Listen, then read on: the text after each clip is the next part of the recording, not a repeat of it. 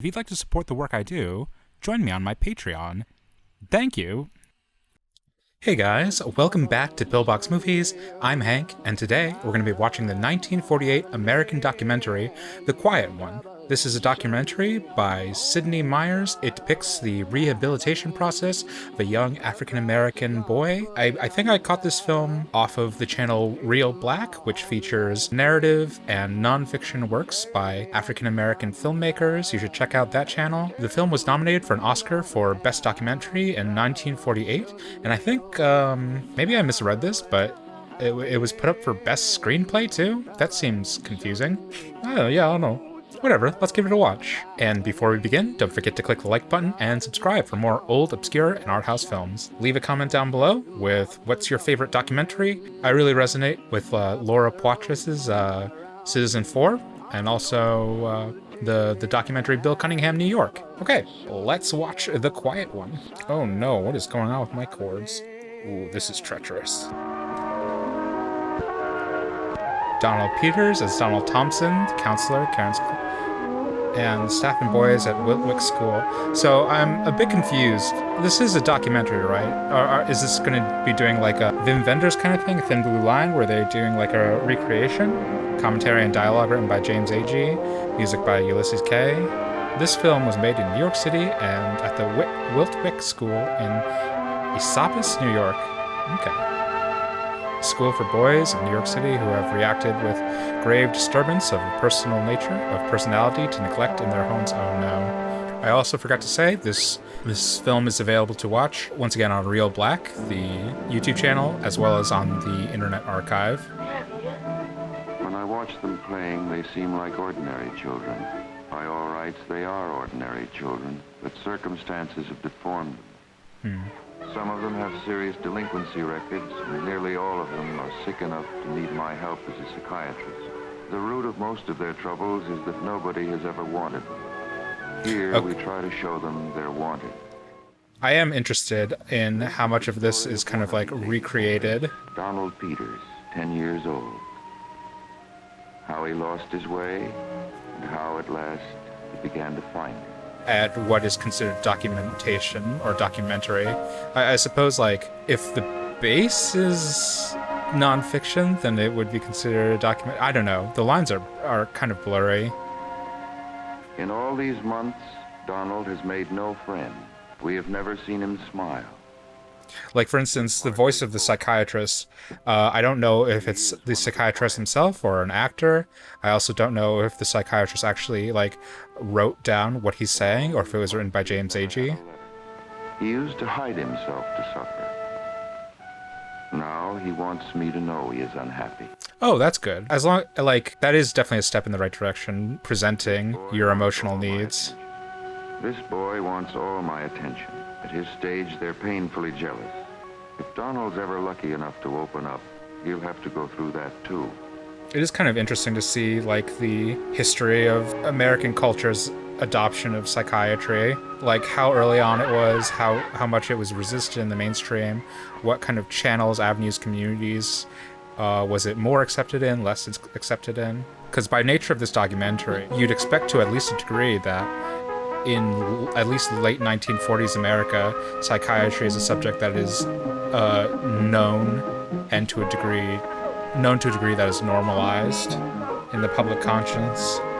Children are much more deeply ashamed of being stupid than most of us realize. Yeah, that's fair. They are stupefied by shame.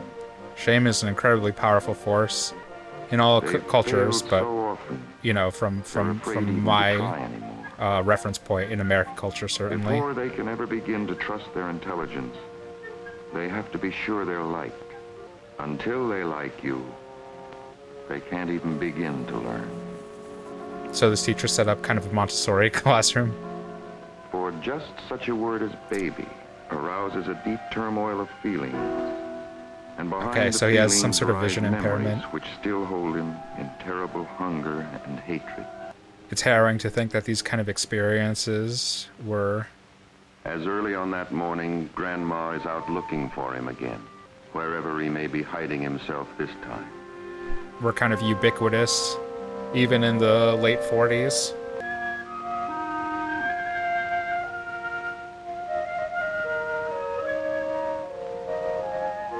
and she is wishing to goodness she'd never in her life have to smack him or scold him or go claim him back at children's court. Same old buzzer. Somebody else hauling him home by the nape of the neck.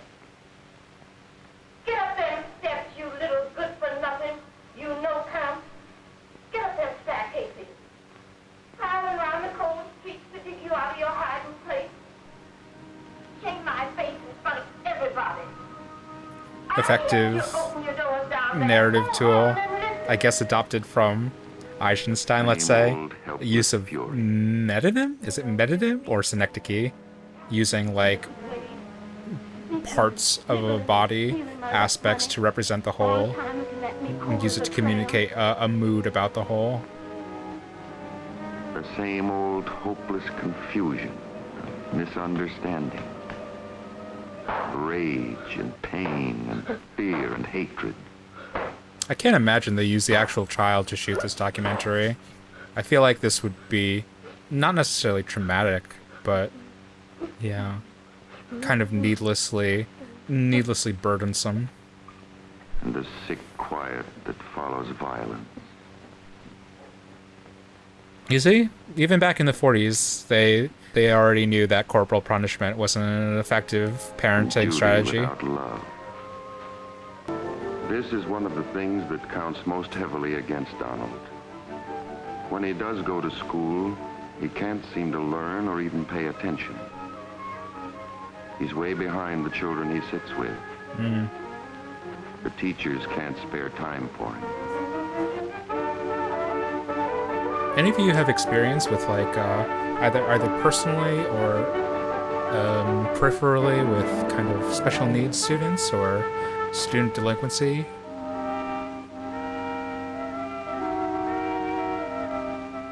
Man, Quran, eat your heart out.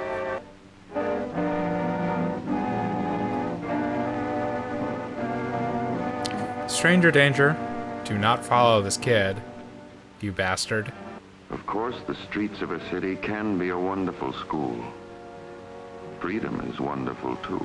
But if you're as lonely as Donald is, all you learn is more loneliness. And Donald's kind of freedom is solitary confinement. But home is no refuge. Home is a place of unutterable boredom, sadness, wild daydreams, vengefulness. The way they framed that father's head. It's like, it's like Funeral Parade of Roses. Oh no, don't hit yourself, man. This is how you turn into a Martin Scorsese protagonist. Do not take out a knife. I'm begging you. I'm begging you, little boy. Oh, okay. So he's just gonna steal some stuff. Fine with that. If that ain't childhood, I don't know what is.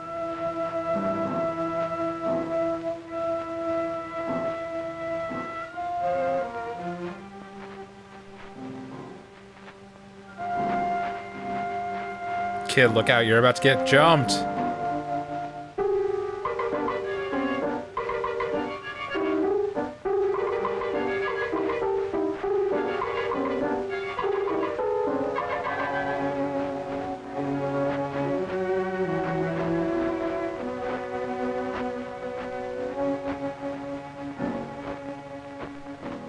He just wants a friend. Children who buy their friends will do almost anything to feel they belong. Oh. Extreme New York vibes. Extreme LA vibes.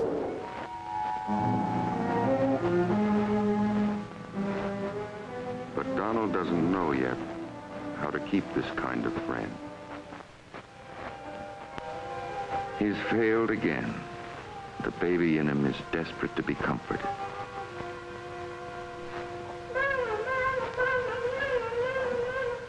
They do be always shooting in this tunnel in Central Park.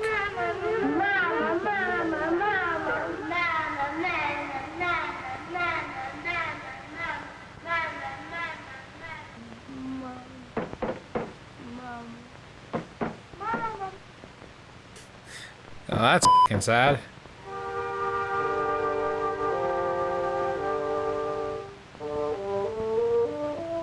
Hey, Mom, what you up to? Well, come on in. More and more, this is feeling like Funeral Parade of Roses to me. It smells like home, but it's no home for you. What you say it for? Not so loud.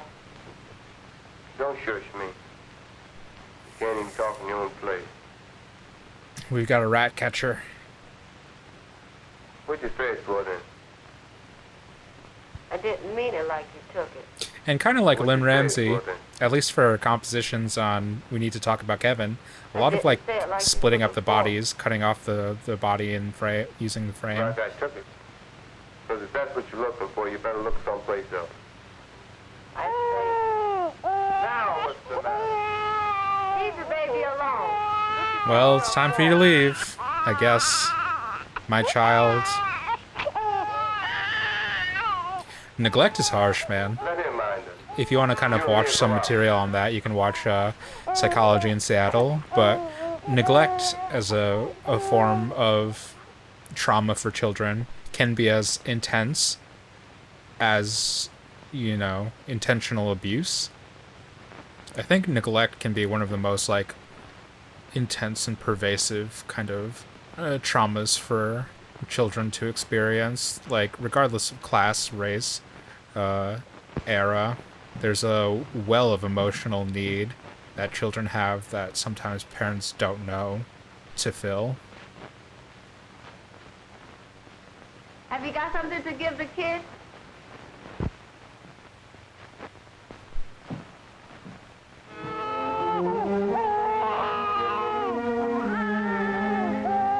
And there's kind of this, in this small scene, like the ongoing cycle where he kind of experiences neglect from his mother and from his absent father and is kind of perpetuating it in whatever small way on his sibling, his step-sibling. Radio Raheem! Radio Raheem! Radio Raheem!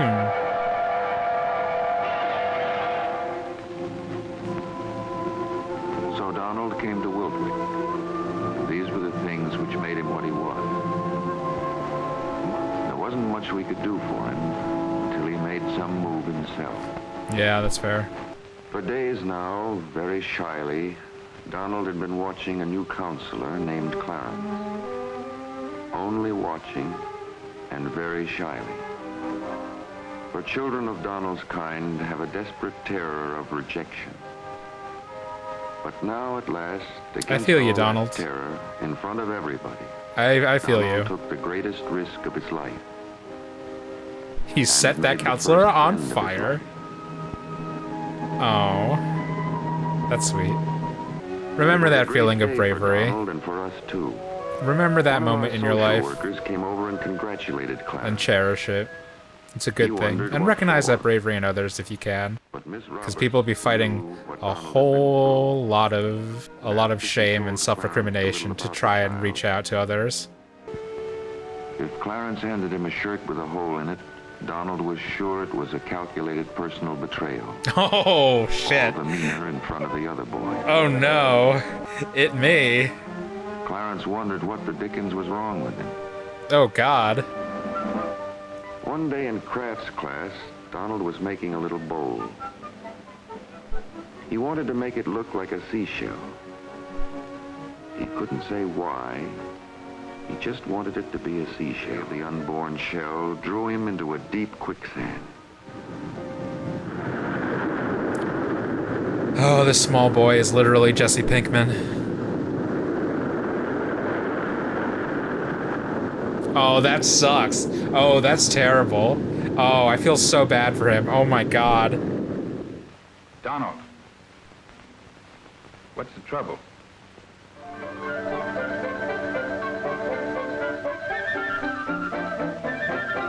And like a Nolan flick, we find ourselves again at the beginning. In media res.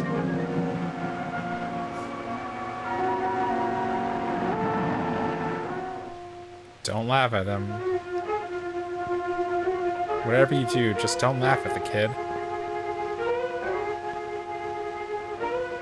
Tribalism is such a powerful bonding formation in kind of childhood and in school and in group scenarios. The compulsion to feel within a group or attachment by alienating somebody and othering somebody else is just too efficient. In the past, when he was in trouble, Donald had nobody to turn to. Now, for the first time, he feels the life-giving warmth and gratitude that comes of being comforted. And for the first time, with Clarence's help, he begins to take his place among the other boys.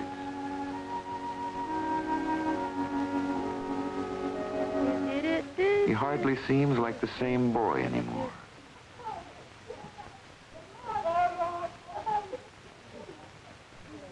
But he isn't well yet by any means. True enough, this is a lifelong process. Never feel bad or culpable if you feel like you haven't met your mark yet. So much You're in can the midst of a happen process. blindly. Donald suddenly realized whom he had made the bowl for.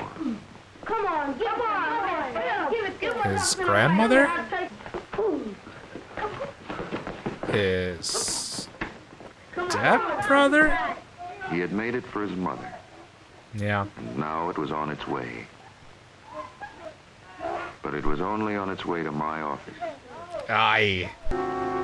When Miss Roberts told me about the bowl, I decided it was time to tell Donald the facts. Yo, your mom died. Don't tell him that. Absolutely do not tell him that. If you tell this boy that his mother is dead or missing, I'm gonna be so pissed. Donald's mother had disappeared. Not even Yep. his grandmother knew where she was. Yup. I don't know why you need to tell him this.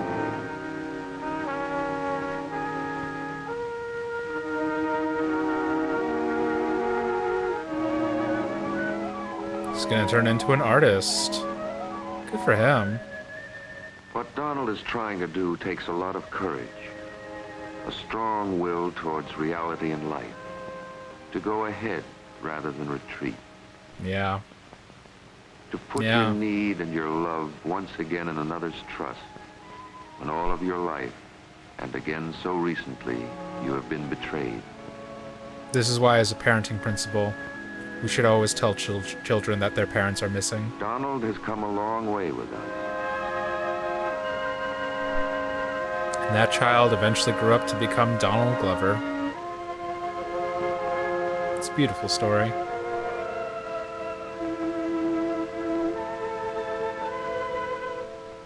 Bum ba bum bum ba bum A starving man can't share food no matter how much there is. And a child so desperate for affection can't bear to share it. Yeah, no good. It was just one outburst. Don't take it out on him. Oh, man. This is the day I always feared.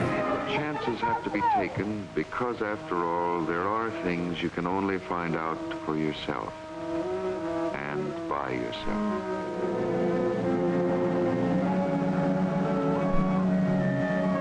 Run, Sweetback! Run! Were there just no I don't know, attendance? Was there no perimeter to this school? He just short-term 12'd his way out of there.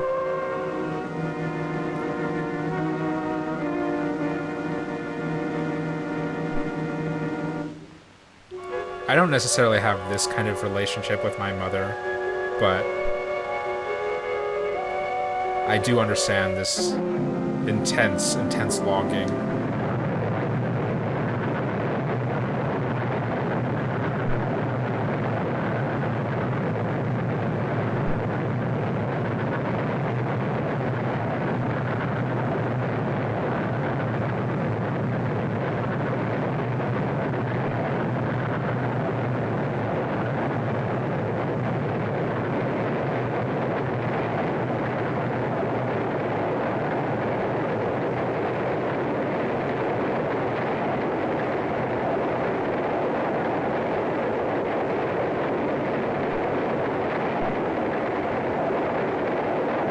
Is that his mother's apartment cleared out?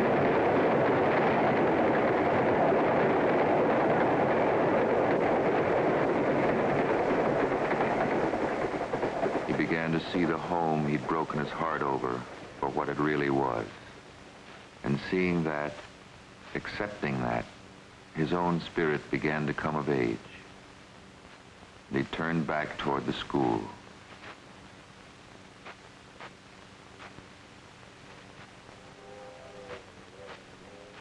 That's beautiful. Good for them. Ah. Good for them. Good for them.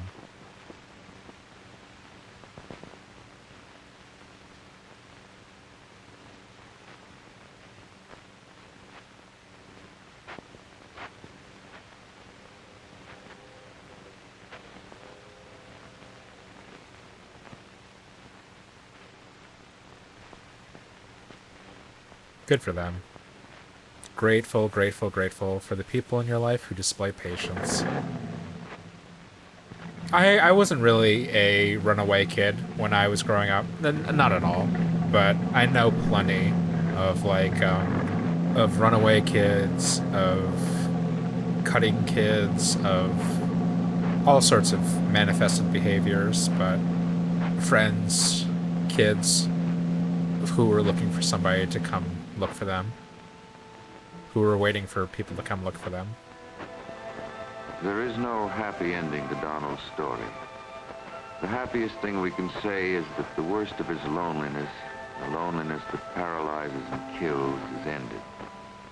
That We is can help him now. that is a happy Now that that he's is a begun happy to make ending. Peace with his past. I gotta tell you, Begins to feel at home in the present. We can that help is an him to incredible equip solve himself to hear. against the future. If you could tell every person with disordered thinking, give them that promise that the worst will be That's the behind most them. we can hope to What do an here incredible for thing to hear. any of us.